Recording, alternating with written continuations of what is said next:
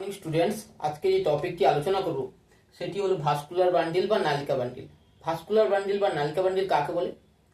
ভাজক কলার ক্ষেত্রে প্রোক্যাম্বিয়াম থেকে তৈরি হয় প্রাথমিক ফ্লোয়েম এবং প্রাথমিক জাইলেম। এই প্রাথমিক ফ্লোয়েম ও প্রাথমিক জাইলেম মিলে গিয়ে সংবহন কলা বা নালিকা বান্ডিল বা ভাস্কুলার বান্ডিল গঠন করতে সহায়তা করে। এর কাজ কি? জল ও জলে দ্রবীভূত খনিজ লবণ এগুলি পরিবহনে সাহায্য করে।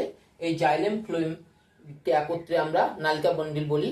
এইটাই কি করে? জল ও জলদ্রবীভূত খনিজ লবণ পরিবহনে সাহায্য করে।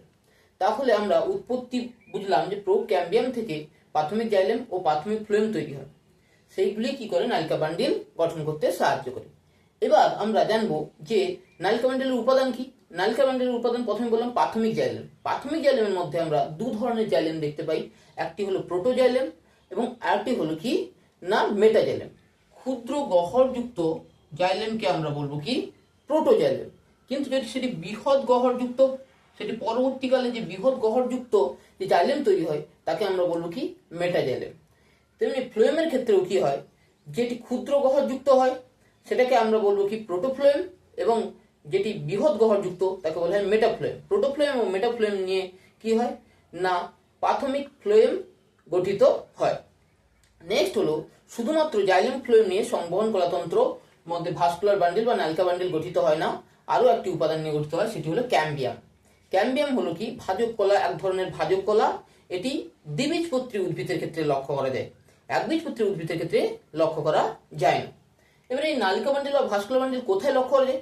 নালিকা বান্ডিল বা ভাস্কুলার বান্ডিল দ্বিবীজপত্রী উদ্ভিদের ক্ষেত্রে এগুলি কি থাকে না একটি নির্দিষ্ট রীতিতে সজ্জিত থাকে, কিন্তু একবীজপত্রী উদ্ভিদের ক্ষেত্রে এটি কি থাকে? স্ক্যাটার বা বিক্ষিপ্ত আকারে সজ্জিত থাকে।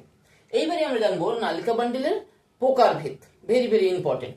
নালিকা বান্ডিলের যেটা প্রকারভেদ দেখি, তাহলে নালিকা বান্ডিলকে আমরা দুভাগে ভাগ করি। একটি হলো সংযুক্ত নালিকা বান্ডিল বা কোজয়েন্ট নালিকা বান্ডিল, অপরটি হলো অরিও নালিকা বান্ডিল বা রেডিয়াল ভাস্কুলার বান্ডিল।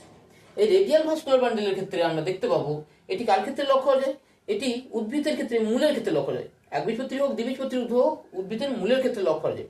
এর ক্ষেত্রে কি লক্ষ্য করা যায় না জাইলেম এবং তার পরবর্তীকালে তার পরের পাশে কি থাকে? ফ্লোয়েম থাকে। মানে জাইলেম ফ্লোয়েম একটি নির্দিষ্ট সজ্জা রীতিতে সজ্জিত থাকে, তখন তাকে আমরা বলি কি? অরিও প্রকৃতির বা রেডিয়াল ভাস্কুলার বান্ডিল। সংযুক্ত নালিকা বান্ডিলকে আমরা তিনটি ভাগে ভাগ করি। একটি হলো সমপার্শ্বীয় বা কোল্যাটারাল ভাস্কুলার বান্ডিল, একটি হলো সমদ্বিপার্শ্বীয় দ্বিতীয়টি, এবং তৃতীয়টি হলো কনসেন্ট্রিক বা কেন্দ্রীয়। সমপার্শ্বীয় বা কোল্যাটারাল ভাস্কুলার বান্ডিলের ক্ষেত্রে দেখবো আমরা দু ভাগে ভাগ করা যায়, মুক্ত সমপার্শ্বীয় বা ওপেন কোল্যাটারাল, অপরটি হলো যুক্ত সমপার্শ্বীয় বা ক্লোজড কোল্যাটারাল। মুক্ত সমপার্শ্বীয় নালিকা বান্ডিল দ্বিবীজপত্রী উদ্ভিদের কাণ্ডের ক্ষেত্রে লক্ষ্য দেয়। কি লক্ষ্য করা যায় না জাইলেম ও ফ্লোয়েমের মাঝে কি লক্ষ্য যায়? যখন ক্যাম্বিয়াম লক্ষ্য করা যায় তখন তাকে বলা হয় মুক্ত সমপার্শ্বীয় নালিকা বান্ডিল। যুক্ত সমপার্শ্বীয় নালিকা বান্ডিল কাকে বলে?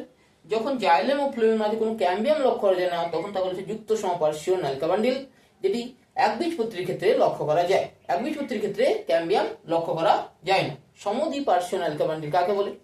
ভিতরে পুরো জাইলেম লক্ষ্য করা যায়, জাইলেমের চারিদিকে কি থাকবে?